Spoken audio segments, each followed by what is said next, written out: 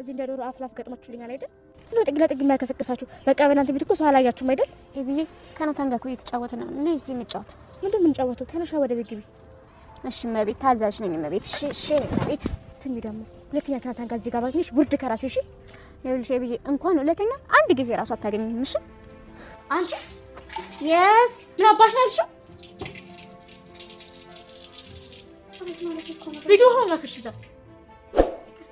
አቤት እኮ ነው ማለት ነው። ቆይ እኔ ምን አንቺ ነሽ ናታን ቆይ ለናም ነገር ስትይ ነበር? ማ እኔ ለዛ አራራልኩ። አይ እኔ ይኸውልሽ ከዚህ በኋላ ቀና ብለሽ እንኳን ብትይ እገልሻለሁ። እሺ ከኔ አታልፊም።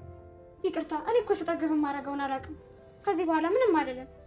ይኸውልሽ ደግሞ ከዚህ በኋላ ከዚህ ቀን ውጭ ብለምሽ እኔ ያርገ ሲጥነሽ ማረግሽ ተኝተህ ሰላም ማሪ ማሪ ሰላም የቱ ጋር አሁደሪ ሰላም ማሪ ማርቲ ማሪኝ እያልክ በተደጋጋሚ ይህን ቃል ትናገረው ነበር። ቆይ ምንድን ነው የተፈጠረው? ለምንድን ነው የማትነግረኝ?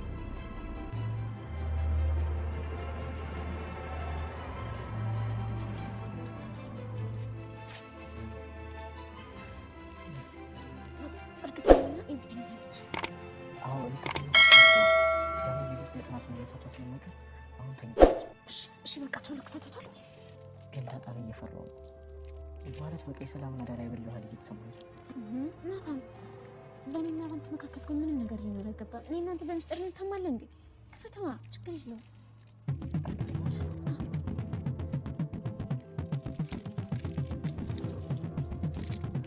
በስተመጨረሻ አሁን ለናታን ዳጣያንን ደብዳቤ ወይም ደግሞ ሰላም የሰጠችው ሚስጥር ሊነግራችሁ እና ሊሰጣት ነው ማለት ነው። አሁን ላይ ሰላም ወይም ደግሞ እንግዲህ ለናታን የሰጠችው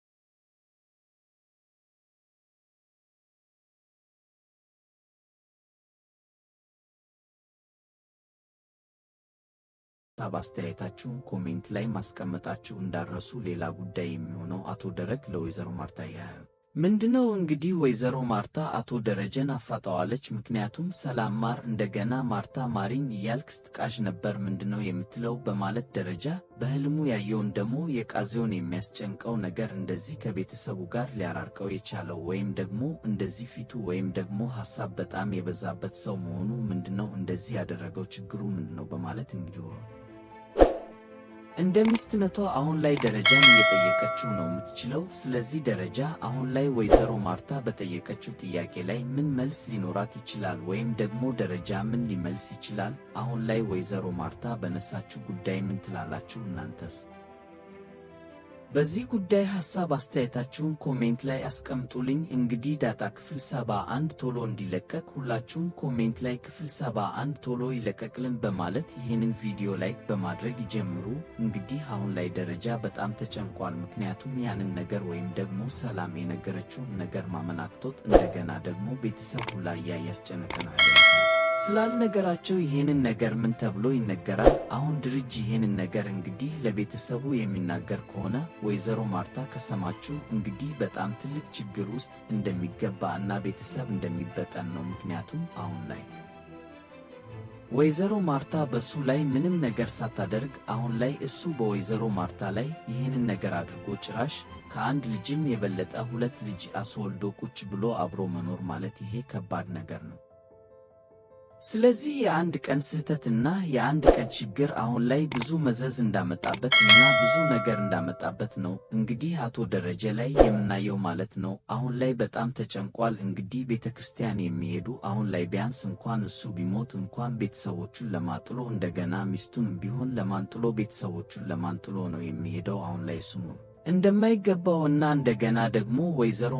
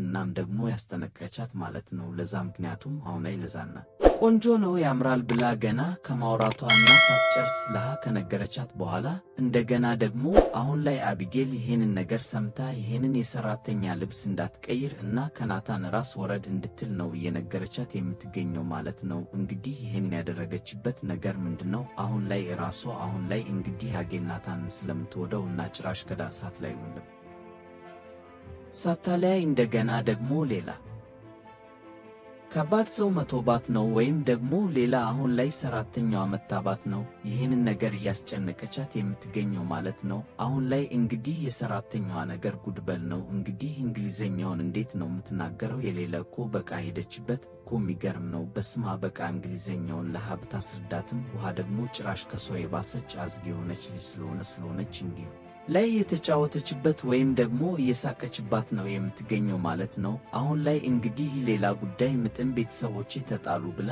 በምታለቅስበት ሰዓት ነው እንግዲህ ለዛም ለማባበል የሞከረችው ማለት ነው። እንግዲህ ውሃ እና ምጥን ጓደኛ ናቸው። እንደገና ምጥን ሲከፋት ውሃም አትወድም፣ ውሃም ሲከፋት ምጥን አትወድም። ሁለቱ ያው እየተግባቡ የሚኖሩ ሰዎች ናቸው።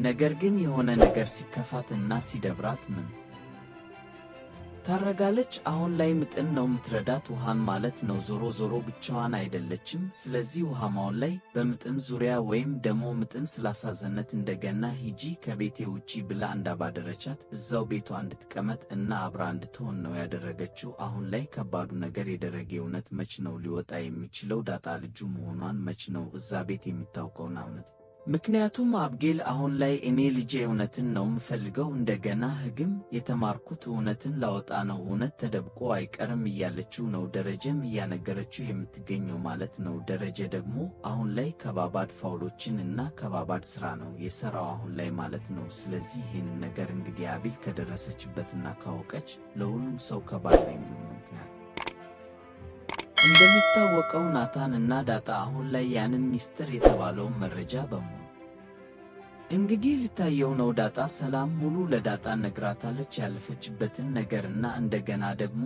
የሷ ልጅ መሆኗን። ሰላም እንግዲህ ደረጃ አባቷ መሆን እንዳጣ እንዳላወቀች ነው የምታውቀው። ስለዚህ አሁን ላይ እንግዲህ ይሄን ሚስጥር ሙሉ በሙሉ ዳጣ ስታወቅ ደረጃ ይሄን ያህል ለምን እንደተጨነቅና እንደተበሳጨ እንግዲህ አሁን ላይ በጣም ከባድ ስሜት ውስጥ እንደሆነ ዳንትራችልን ደግሞ ናታን ሁለቱም ሊረዱ ይችላሉ ብዬ ነው ማስበው። ስለዚህ ይህንን ነገር ደግሞ ከተረዱ ማገዝ አለባቸው፣ ሁለቱንም በእኔ በኩል ማገዝ አለባቸው ብዬ ነው ማስበው። እስኪ እናንተስ በዚህ ጉዳይ ምን ሐሳብ አስተያየት አላችሁ?